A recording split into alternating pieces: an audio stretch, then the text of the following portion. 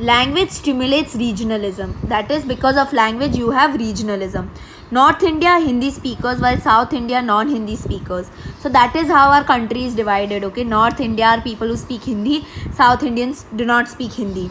Demand of new regions according to language. Okay, other thing that is happening is people are demanding the state for their own language.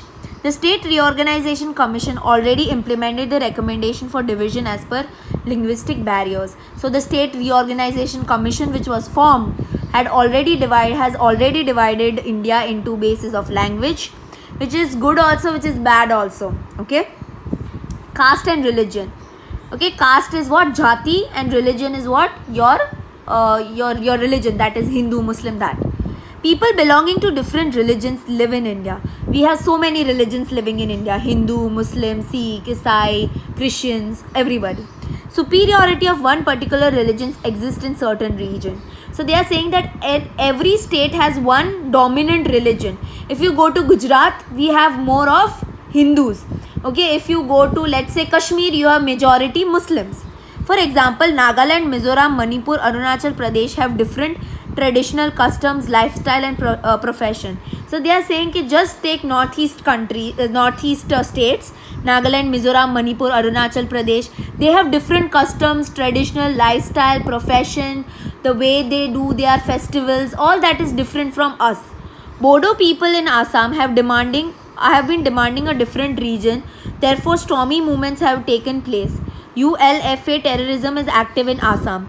So in Assam, there are these tribal group that stay, who are called as Bodo people. They want a different region for themselves. They want a separate state for themselves. And that is why in Assam, there are a lot of movements that have taken place in order to start a different region for the Bodo speaking people. And because of that, ULFA terrorism is very active in Assam in order to create the region for themselves. Punjab and Haryana separated because of regionalism. First, Punjab and Haryana were one, but they got divided because of regionalism. In same way, Jharkhand got separated from Bihar, Chhattisgarh from Madhya Pradesh, Uttaranchal from Uttar Pradesh. So all these states got divided because of regionalism.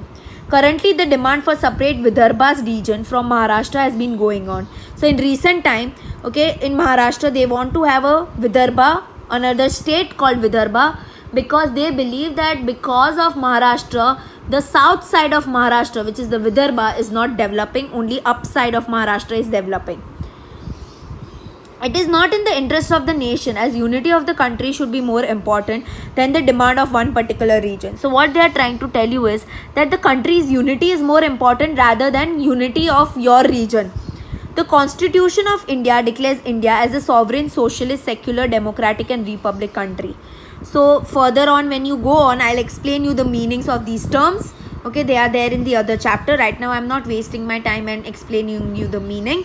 I'll give you the meaning in the next chapter, which is there. Okay, because in detail they have explained sovereign, socialist, secular, democratic and republic country. Okay, during the time of reorganization of state, regional demand should not be the priority, but unity of the country should be the main aim. So what they are saying, that when you are reorganizing state, when you are dividing state, your priority or your aim should be towards unity of the country and not towards the unity of your state.